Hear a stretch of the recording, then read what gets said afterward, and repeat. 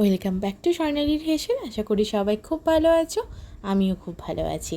দিনটা ছিল জানো তো শনিবার। বাড়ির বাজার প্রায় শেষ, কারণ রবিবারেই সব বাজার হয়। আর ফ্রিজে ছিল কিছুটা পনির। তো পনির দিয়ে একরকম রান্না খেতে মুখটা প্রায় একদম অরুচি হয়ে গেছে। তাই কি করব ভেবে যা বাজার ছিল সব নিয়ে বসে পড়লাম। পনিরগুলোকে ছোট ছোট কিউব করে কেটে নিয়েছি। নিয়ে প্যানে অল্প সাদা তেলে ভালো করে শ্যালো ফ্রাই করে নিচ্ছি। সাথে দিয়েছিলাম কিছুটা নুন আর একটু লঙ্কার গুঁড়ো দিয়ে ভালো করে শ্যালো ফ্রাই করে নিচ্ছি। তোমরা চাইলে এখানে গোলমরিচ গুঁড়োও দিতে পারো। আমার লঙ্কার গুঁড়োটা ভালো লেগেছে তাই দিয়েছি। এরপর আলতো আলতো একদম করে ভালো করে ফ্রাই করে নিচ্ছি। খুব একটা ফ্রাই করার দরকার নেই, জাস্ট 2-3 মিনিট দুপিট ফ্রাই করে নিলেই হবে। ফ্রাই করে নেওয়ার পরে একটা জল করে নিতে হবে, ঈষৎ উষ্ণ জল, তার মধ্যে থাকবে সামান্য নুন।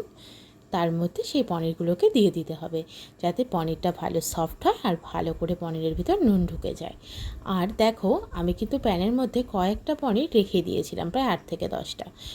তার মধ্যেই সেই প্যানটার মধ্যেই অল্প তেল দিয়ে আবারও একটা টমেটো, কয়েকটা চেরা কাঁচা লঙ্কা, কিছুটা গরম মশলা, গোটা গরম মশলা আর কয়েকটা শুকনো লঙ্কা ভালো করে ভেজে নিয়েছি, শ্যালো ফ্রাই করে নিয়েছি। তারপর সেই ভাজা সমস্ত কিছু উপকরণকে আমি মিক্সির মধ্যে পেস্ট করে নিলাম।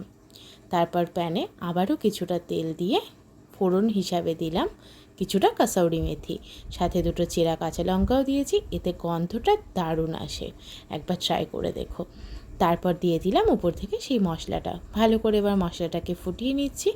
দিয়ে কিছু গুঁড়ো মশলা অ্যাড করব, হলুদ গুঁড়ো, লঙ্কার গুঁড়ো আর ধনে গুঁড়ো।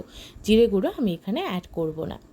ততক্ষণে দেখো পনিরগুলো আমাদের একদম সফট হয়ে গেছে। তারপর সেই পনিরগুলোকে জল থেকে তুলে জল ছেঁকে সেই মশলার মধ্যে দিয়ে ভালো করে মাখিয়ে নেব।